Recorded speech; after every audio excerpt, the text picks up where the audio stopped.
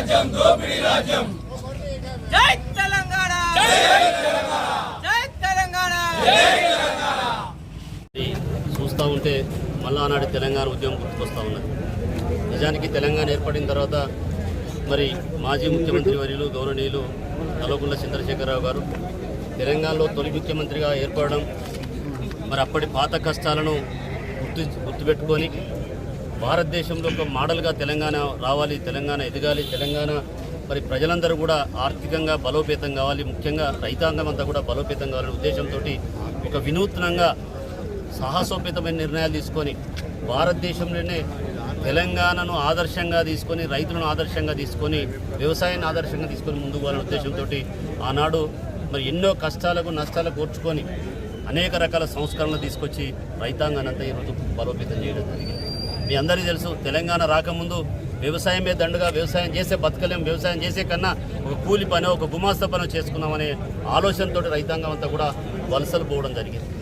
మరి వలసలు పోయిన రైతాంగం అంతా కూడా ముఖ్యమంత్రి కేసీఆర్ గారు అయిన తర్వాత మరి ఇక్కడికి కాళేశ్వరం నీళ్ళు తీసుకొచ్చినాక, ఎస్ఆర్ఎస్పీ కెనాల్ ద్వారా నీళ్ళు ఇచ్చినాక చెరువులు పూటికలు తీసుకొని మరి రైతులకు అనేక రకాల కూడా మరి అందుబాటులో బఫర్ స్టాక్, యూరియా కానీ ఫర్టిలైజర్ మొత్తం కూడా స్టాక్ పెట్టి మరి వాళ్ళకు అవసరరీత్యా ఏ టైంలో ఏం కావాలని ఆలోచన చేసి తెల్ల కాగితాలనంతా పచ్చ పాసు బుక్కులు ఇచ్చి పర్మనెంట్గా మరి బుక్కులు ఇచ్చి మరి ఎలాంటి గొడవలు లేకుండా ఇచ్చి మరి ఆ పాస్బుక్ ద్వారా ఎకరానికి 10,000 రూపాయలు సంవత్సరానికి ఇవ్వడం అంటే భారతదేశంలో ఇక్కడ లేదు.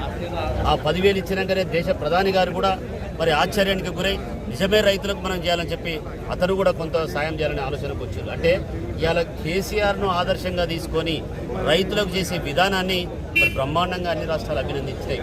అలాంటి దాన్ని ఈరోజు మాయమాటలు చెప్పి రైతాంగాన్ని మోసం చేసి రైతులను అనేక రకాల కూడా ఒక ఆశలకు గురి చేసి, అరే ఏమో జరుగుతుంది, మాకు 2 లక్షలు రుణమాఫీ అవుతుంది, మా భార్యకు 4,000 2,500 వస్తుంది, మా నాయనకు మా అమ్మకు 4,000 పెన్షన్ వస్తుంది, మరి గ్యాస్ ఫ్రీ అంటాడు, కరెంట్ ఏదో అంటాడు అని చెప్పి ఆశపడి నీ కోట్లు ఇచ్చి గెలిపించారు.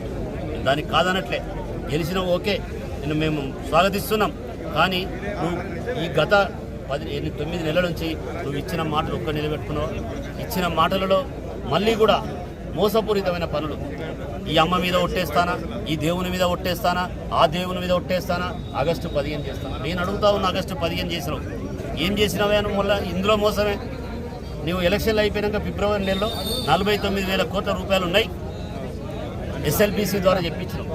స్టేట్ లెవెల్ బ్యాంక్ కమిటీ ద్వారా మొత్తం అన్ని బ్యాంకులన్నీ కమిటీ మీటింగ్ పెట్టుకొని రైతులకు అందరికీ ఎస్ఎల్బీసీ ద్వారా 49,000 కోట్లు అని చెప్పాము. మళ్ళీ తర్వాత కాదని ఓసారి 41,000 కోట్లు అన్నారు, ఓసారి 35,000 కోట్లు అన్నారు. అవి పత్రికలు రాసినాయి, మేము చూసింది కాదు, నువ్వు చెప్పింది కాదు, అన్ని పత్రికలు రాసినాయి. క్యాబినెట్ మీటింగ్ పెట్టుకున్నావు, రైతులు ఏదో తేలానన్నావు.